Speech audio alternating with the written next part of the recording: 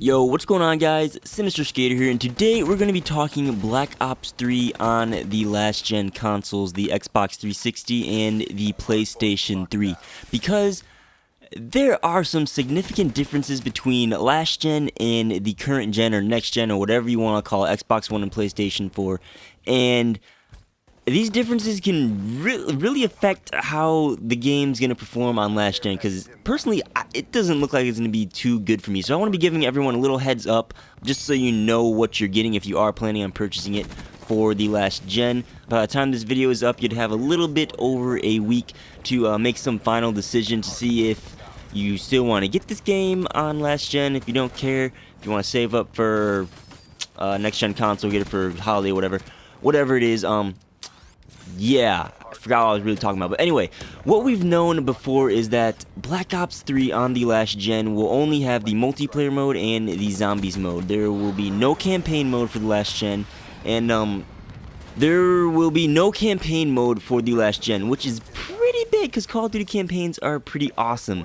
The other two things we've known previously was that Paint Shop will not be in last gen, the Paint Shop for weapons so you can make your own custom camos, and there will be no esports features on the last gen as well.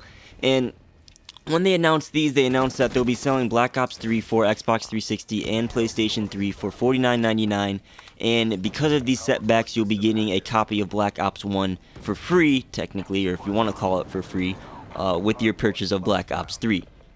Now, since then, we've had some additional info pop up on within the last week. So, there's not going to be a season pass available for the last-gen consoles as well. And they stated that the 4 DLC packs will not be available in the season pass for last-gen, and that the Giants Zombies map, which I think is the first Zombies map in the first DLC, will not be on last-gen as well. So, Activision has said there may be DLC packs for last gen, but who knows what this means. Does it mean you're going to be paying $15 and getting like maybe 1 or 2 maps that function kind of well, or if like you're not going to get any DLC at all and you're just going to be stuck with the launch multiplayer and zombies? We don't know yet. We're going to have to wait until DLC is actually announced, but you know, that's something to be a little concerned about. Along with DLC, if you did pre-order Black Ops 3, which they should have made this more apparent earlier in the season, so people know, like, if you did pre-order, you're not going to be getting Nuketown, or Nuke 3 Town, whatever you want to call it, as your pre-order bonus for the last-gen consoles, because it's just not possible on last-gen.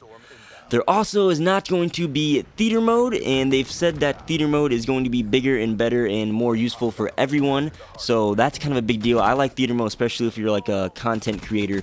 It's just really helpful. You can record your stuff, and especially if you're on last-gen consoles, you don't have the built-in DVR features of the next-gen console, so you really can't record anything in-game unless you have a capture card. So actually, that really sucks that there's not going to be theater mode for last-gen. Another thing is that the frame rate was announced for last gen as well. At first they said it was going to be 30 frames per second, but as of today, it's been confirmed that zombies will be running at 30 frames per second on 360 and PS3, and then multiplayer will fluctuate between 30 and 60 frames per second.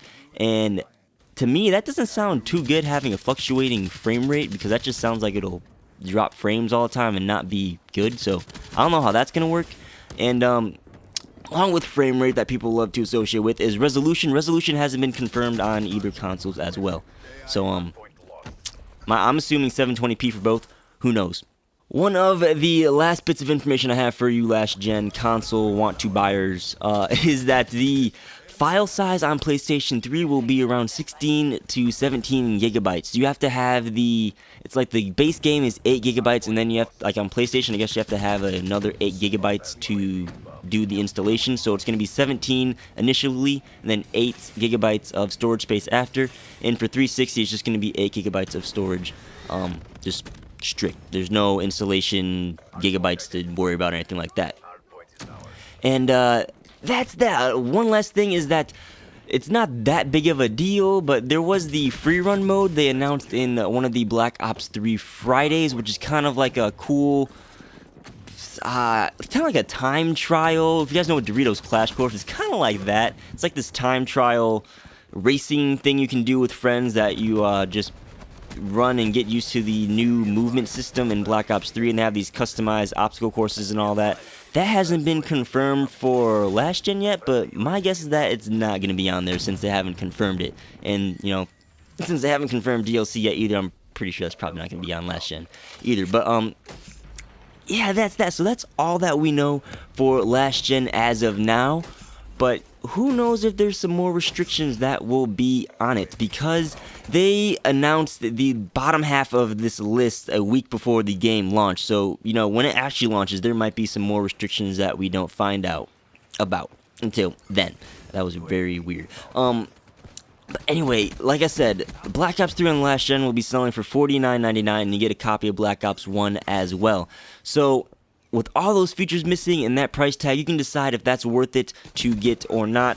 If you really like Call of Duty, if I picture myself on 360, so if I really like Call of Duty, I'd probably still get it. But if you're kind of like, I'm not really sure if I really want to get it right away, you know, wait till it releases, see how gameplay actually looks, and make your decision from there. But my recommendation is, if you don't have a next-gen console yet, start saving up to get one or ask for it for this holiday season, whatever you have to do to get it, because you know, by next year, last gen's probably not going to be supported. So that's that. Guys, hopefully you enjoyed today's video, or enjoyed hearing about this not so good news for last gen. As always, guys, I'm Mr. Skater. Leave a like, because it makes me feel good about myself and makes me want to make videos. And as always, thanks for watching. See you guys on the next video. Peace out.